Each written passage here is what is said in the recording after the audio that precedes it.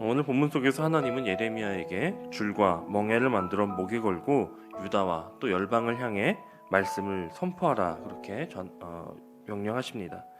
이러한 행위는 비유적이고 또 상징적인 것으로 유다를 비롯한 열방이 바벨론의 왕 느부갓네살을 섬기게 되리라라고 하는 것에 대한 의미였습니다.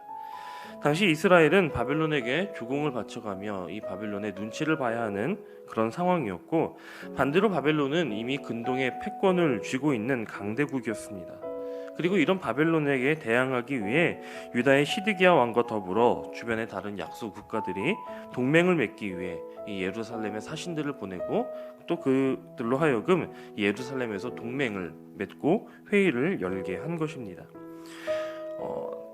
신흥 국가 또 신흥 강대국인 바벨론에게 반기를 들고 맞서는 것은 어찌 보면 각 국가에게 필요한 일이라고 할 수 있었겠습니다. 하지만 너무나 강대한 바벨론과 맞붙는 것은 오히려 현재 그들의 상황을 악화시키는 길이었고, 무엇보다 하나님께서 정하신 뜻과도 맞지 않았습니다. 다시 말하면 아직 그들의 때가 되지 않았다는 것입니다. 그런 위험을 일깨워주기 위해서 하나님께서는 예레미야에게 어찌 보면 기이하고 또 어찌 보면 우스꽝스러운 모습으로 그들 앞에 나아가서 백성들과 또 각국의 사신들이 그를 주목하여 보게 하고, 또 예레미야의 말씀을 듣고 하나님의 말씀을 듣고 생각하게 하고 또 깨닫게 하신 것입니다. 이 말씀에 예레미야는 하나님께서 명하신 대로 순종하여서 소의 멍에를 메고 또 줄을 내리우는 이상한 모습으로 각국의 사신들에게 가서 하나님의 말씀을 전합니다. 내가 지금 이 멍에를 메고 있는 것처럼 당신들의 나라가 또 당신들의 왕이 바벨론 왕의 멍에를 메게 될 것인데, 만일에 그 멍에를 메지 않으려는 민족과 나라는 하나님께서 진멸시켜 버리시겠다고 하신다. 하지만 일정 기간을 이 느부갓네살의 종으로 살면 그 멍에를 감당하면 하나님께서 일정 시간이 지난 후에 다시 회복시켜 주실 것이다 라고 하는 메시지를 선포한 것입니다. 그런데 이런 때에도 거짓 선지자들은 백성들과 또 나라들이 듣기 좋아하는 그런 이야기만을 외쳤습니다. 어느 때나 이런 세력은 있어왔고 또 지금도 여전히 그런 무리들은 있습니다. 하나님의 말씀을 전해야 할 자들이 자기의 유익을 위해 혹은 다른 사람들이 듣기 좋아하기 때문에 그런 거짓 말씀을 전하는 것, 이것은 어느 시대에나 있었다는 것입니다. 그들의 이야기는 듣기에는 좋을지 모르지만 오히려 그것이 하나님의 진노를 쌓게 되는 일이 되었으며, 또 하나님의 말씀을 들음으로써 회개하고 새롭게 되어지는 그 기회를 빼앗게 되는 것입니다. 결국 오늘의 말씀은 모든 역사가 하나님의 섭리 아래 있음을 선포하는 내용입니다.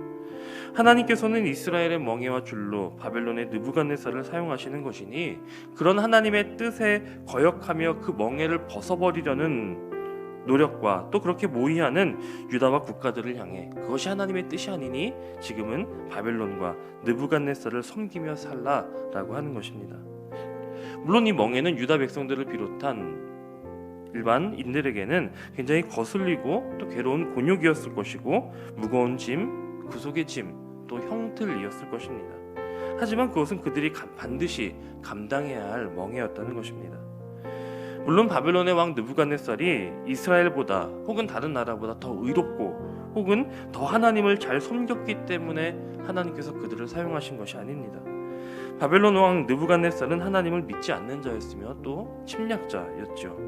그러나 하나님께서는 임시로 그들을 회초리로 사용하셔서 범죄한 나라와 민족들을 징계하시는 도구로 삼으신 것입니다. 이 결과만을 보고 하나님께서 바벨론을 더 사랑하셨다라고 생각하거나 판단해서는 안 되는 것입니다. 오히려 하나님은 더 사랑하시는 하나님의 백성들이 깨닫고 회개하게 하시기 위해 바벨론을 잠시 사용하셨을 뿐입니다.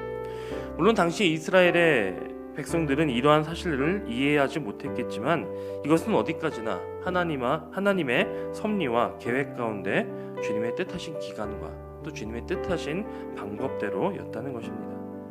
오늘 우리의 삶 가운데에도 우리가 이해할 수 없는 일들, 그대로 받아들이기에는 너무나 힘들고 아픈 일들이 생기곤 합니다. 그러나 그 모든 삶의 과정과 문제들 역시 하나님의 주권 아래 있음을 기억하시기 바랍니다. 하나님은 사랑하는 자녀들을 위해 고난도 함께 주시는 하나님이십니다. 그렇기 때문에 우리는 고난 가운데에서도 하나님의 은혜를 경험할 수도 있고 또 하나님의 사랑을 느낄 수도 있게 되는 것입니다. 또한 하나님의 이러한 섭리는 보편적이고 또 절대적인 것입니다. 하나님은 그 백성 이스라엘만을 섭리하시는 분이 아니셨습니다. 오늘 말씀을 주신 것처럼 그 주변 나라와 그 주변의 모든 민족에게 적용되었고, 또 하나님의 섭리는 들짐승들에게까지도 이르는 그러한 큰 섭리였습니다. 하나님은 교회의 하나님만이 아니라 교회보다 크신, 세상보다 크신 하나님이십니다. 지금 이 세상의 풍조가 교회를 핍박하고 어렵게 하는 것 같아도 교회 밖의 세상 역시 하나님의 섭리 안에 있음을 기억하시며 이 시대와 상황 속에서 역사하시는 하나님의 뜻을 발견할 수 있도록 더욱 기도하며 순종해야 할 줄로 믿습니다.